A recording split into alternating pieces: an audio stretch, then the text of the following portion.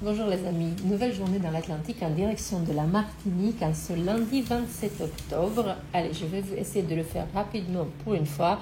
Un petit point sur les dernières infos de la Transat Café L'Or en ce lundi donc. Alors, où en sommes-nous? On fait rapide.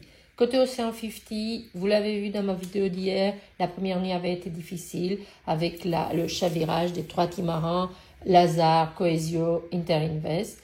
Alors, où en sommes-nous de ces trimarans après le sauvetage de la nuit? La bonne nouvelle du jour, c'est la récupération de Coesio. Le trimaran est venu s'échouer sur une plage de l'île de Guernesey, bordée de rochers, mais il a visé, comme par miracle, une langue de sable. Les équipages sont tous sains et saufs, mais ces incidents fragilisent déjà la flotte. À peine quelques heures après le départ, on peut dire que la météo rend à cette course un départ assez musclé, qui la rend un peu passionnante dès le début. En tête de course aujourd'hui, WeWise qui pousse fort, tandis que d'autres souffrent ou sont déjà retardés. Alors, on va voir qui en est où. Donc, dans les infos du jour, l'IMOCA Paprec-Arquia, qui avait dû faire escale technique au Havre après une collision avec une bouée, est reparti. Alors que s'est-il passé? C'était hier, dimanche, à 16h, à peine parti. Johan Richomme et Corentin Oro naviguaient en 7e position. Le bateau filait à plus de 16 nœuds au large du Havre quand le choc a endommagé le gréement et l'autre guerre tribord. Et là, coup de chapeau à l'équipe technique. En une seule nuit, les hommes et les femmes de Paprec-Arquia ont rapatrié depuis l'Orient tout le matériel nécessaire, remplacé le trigger, réparé les feuilles et rendu l'IMOCA rouge et bleu apte à reprendre la mer en un temps record. Bravo à eux! D'autres cadors comme Armel Lecléache et Sébastien Josse sur Banque Populaire, en ultime cette fois-ci, ont également fait escale à l'Orient pour effectuer des réparations et à ce que je crois, ils sont aussi repartis. Alors, ce matin, au pointage de 11h, où en est la flotte qui s'étire sur plusieurs catégories de bateaux? Je vous ai déjà expliqué ça dans ma vidéo d'hier sur les chavirages, je ne reviens pas là-dessus. Où en sommes-nous au pointage de 11h? Franck Hamas et Tom Laperche sur l'Azartigue figuraient en tête des ultimes, près de la Corogne déjà. Gaston Morvan, WeWise, entrée des trimarans Océan 50, je vous le dis, au large du Portugal. Je vous le disais au début de cette vidéo.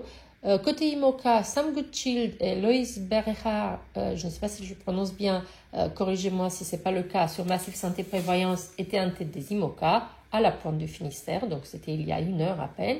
Et Guillaume Pirouette et Cédric Château sur Cifrigo Sogestra, en tête des classes 40 dans la Manche. Alors, on lance Pierre, je vais vite. Côté classe 40, justement. L'autre nouvelle, depuis le départ d'hier de toutes les classes, c'est, vous le savez peut-être déjà, que les organisateurs ont décidé de courir cette transat pour eux en 2 étapes. Pourquoi? Parce qu'une dépression orageuse bloque actuellement la descente le long de côte espagnole.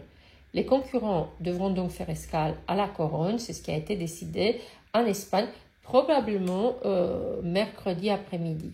Le vent va mollir demain mardi sur la Manche, avant qu'un front froid actif ne se forme, cette fois-ci au nord des Açores, avec des vagues pouvant atteindre jusqu'à 8 mètres, des conditions jugées bien trop dangereuses pour laisser passer toute la flotte d'un seul coup.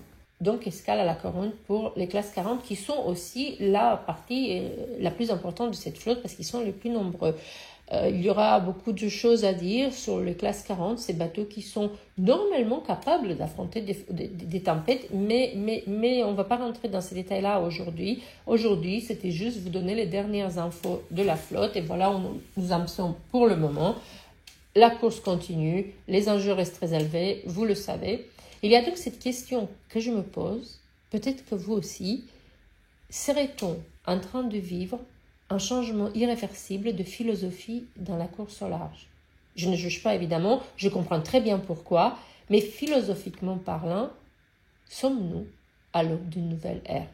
Voilà, je vous en parlerai sans doute de cela dans une vidéo spécifique demain. D'ici là, dites-moi ce que vous en pensez, vous.